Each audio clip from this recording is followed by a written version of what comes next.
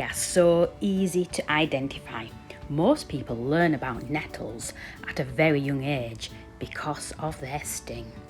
There are lots of different types of nettles and they can grow quite tall, in fact 1.5 meters tall. They have green oval leaves with serrated edges and pointed teeth.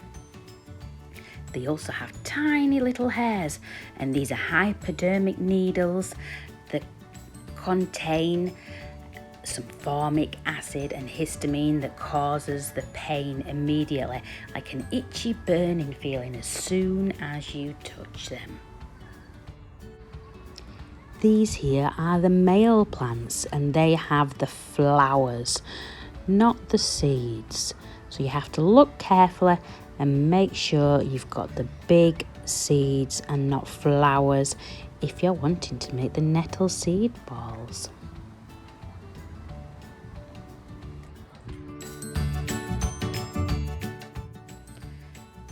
The best part of the nettles are the tips. The top 6 to 8 leaves are the best. You just snip those off and you can use them for food, teas, medicine, all sorts of recipes that I'll tell you about very soon. Here you can see the females, and the females look a little bit different. They're full of seeds. The seeds come in around June to July. Hello, I'm going to talk to you about stinging nettles, Urtica dioica, because they are amazing. They can do so much. They are full of vitamins and minerals, and I know so many people will not like nettles, and I understand that. They do sting. Nettles love to grow everywhere. They particularly like really nourished ground, especially places that are being cultivated, such as my polytunnel and around my allotment area. They do really like that nutritious ground. They like rich nutrient soil, but they grow in all sorts of different places, and you'll find them all year round really.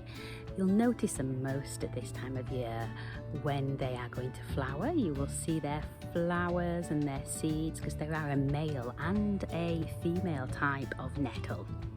So you can have a look and see which one is male and which one is female. The female one has the seeds, and the seeds are amazing. You can use those to make nettle balls. They are packed full of energy.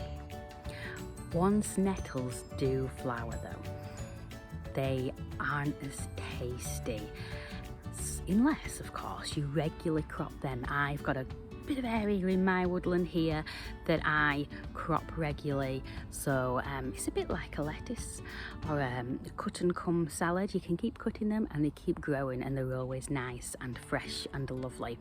Once they've gone to seed, not only are they a bit coarse and not as lovely, they have a chemical in them which can cause a little bother to people who suffer from urinary tracts.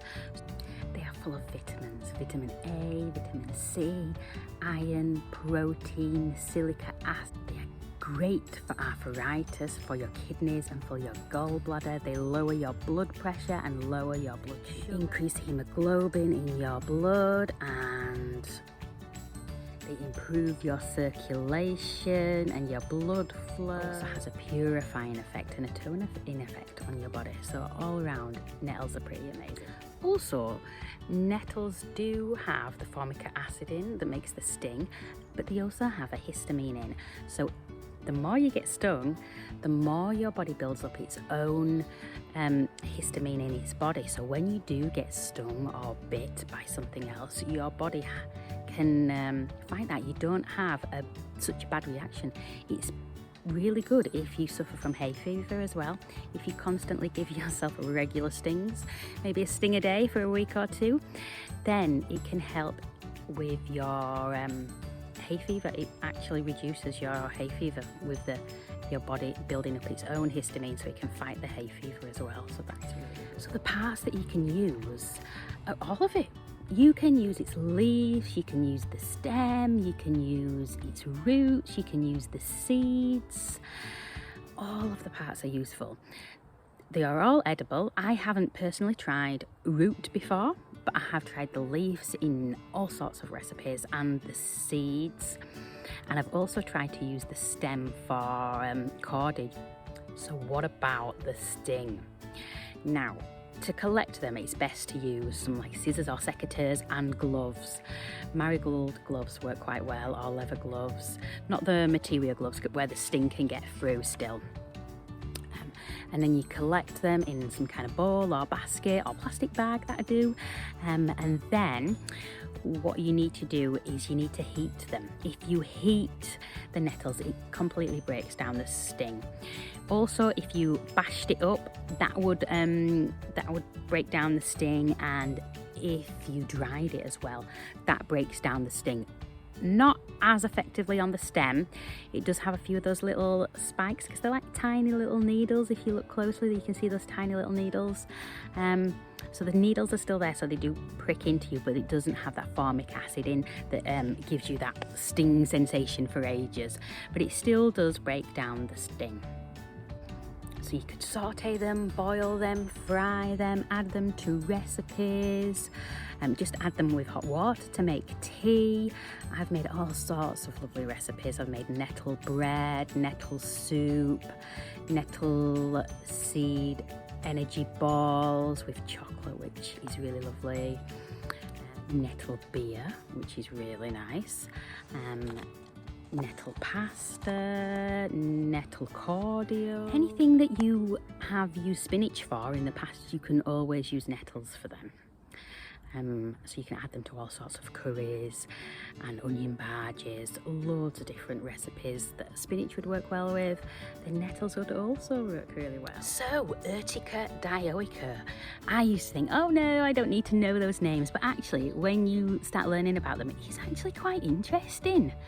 So the uri in Urtica dioica comes from burn. It actually means burn, and you can see why burn, because the nettles do feel like a burn when nettles actually use 3 chemicals to burn you. They use formic acid, they use the histamine, and they use acetylcholine, which I'm not sure if I'm saying that right. And the dioica means 2 houses. So there's the male and the female, so that's where the 2 houses come. So there are a few little health warnings that come with nettles.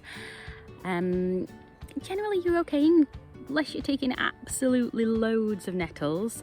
And the same goes for normal fruit and vegetables that we eat and we buy from the supermarket, like spinach and too many oranges or too many bananas. Eating anything in excess is never good for you. So the same goes for nettles. So after June, July-ish, when their seeds have come, they are a little bit more coarse and they can cause a little bit more of a laxative effect, unless you've been cropping them and you've got the fresh ones each time, which I do. They also can cause an upset urinary tract if you're eating too many after they've seeded, so do be wary of that. Nettles are really detoxifying, so that is great, because you want to flush out any bad chemicals that you've got in your bodies. However, if you take some medication, and this goes for a lot of plants, dandelions as well, if they've got like a bit of a diuretic property, if you take medication, it can flush out a lot of the water, and then you can have concentrated medication in your body, or it could also flush out some of the medication that you need. So if you do take medication, do be wary of that. Consult your doctor. Always, make sure you're safe. I always say when you're foraging, it is really important to make sure that you are foraging sustainably. We don't want to damage the environment, and we definitely don't want to, strip all the nettles and take all the nettles, because then you'll have none for the future use. Also, the nettles are for animals, for insects, for bugs. Just sustainable foraging is what I always advocate. Just take a little bit. If there's only a tiny bit growing, then just leave that patch. With nettles, it's not really not as important, but often people find them as weeds and they're just going to pull them up anyway or remove them, especially if they're growing in your garden. And they grow so abundantly, it's not usually so bad with nettles. You can take quite a bit. But yeah, just make sure you don't strip an area and leave some. I usually say about 20% is okay to take, and then that leaves 8% for the birds, for the bugs, for the wildlife, for somebody else who might come along foraging as well. I'm quite lucky because I've got a little woodland and I take from my woodland, but I wouldn't take all of them because I want them to grow and I want to see them. I do really love them. So yeah, nettles, I love them. I'm going to show you as well a nettle recipe next with the nettle seeds and some chocolate. This is like a chocolate truffle seed balls. The seeds are really amazing. They are full of energy, a bit like a coffee boost. So if you're feeling a bit low, a bit sluggish, nettle seeds are amazing. But it's not like a caffeine boost. It's more of like, you know, if you're tired for actually no reason at all, and you can understand if you're going to be tired if you've been running around, doing all sorts, been really busy, been to the gym maybe, you know, you can understand, oh yeah, I'm tired. But if you're tired and you just don't know why, usually it's your endocrine system that needs a little bit of a boost, and nettle seeds are amazing for giving you that kind of boost. So you can just pick them, you can have them fresh, and you can sprinkle them on your porridge or anything else that you're eating. They could go on salads. They don't have the sting in, which is great, although they are attached to like a fine little string, so do watch out because there could be a little bit there, so it's always best to crumble them off. You can dry them too, which I do, to save them and make these amazing chocolate seed balls. There are a few different recipes that I've used. Some with dates as well is amazing, but I'm just gonna go simple for this recipe, so I hope you like it.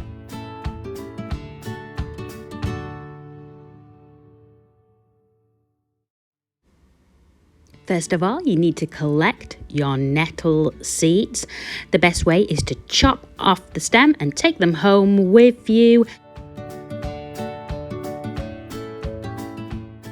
Then you need to dry them out. This can take a few days. After you've dried them out, you can pull off your seeds and collect them. You just need to pull down the string until all the seeds come off. You might need to roll them a little bit around in your finger just to make sure you get them all. Sometimes the string comes off, or the fibrous hair, and just pull down to get them all off. You can even use a spoon to help speed up the process. It does take a while.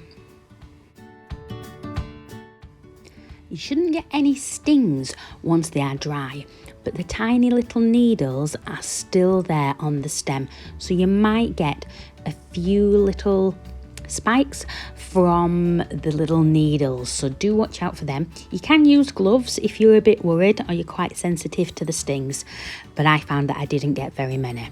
You do what works for you though.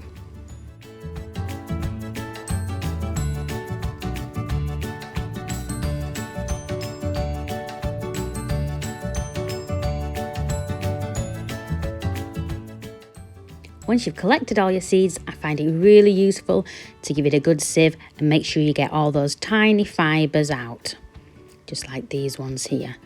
And then you've got perfect nettle seeds. Next, you need to break up your chocolate and put it in a bowl. I've used 250 grams of dark chocolate. Then you get your coconut milk, and you want to put 8 spoonfuls into a pan and heat it up until it starts to simmer. Once it's hot, add in your chocolate, but turn off the heat. Give it a quick stir and pop the lid on without the heat. This will melt your chocolate in a couple of minutes give it a stir to make sure it's all melted through. Now you need to put it into the fridge for 2 hours till it's a little bit firmer.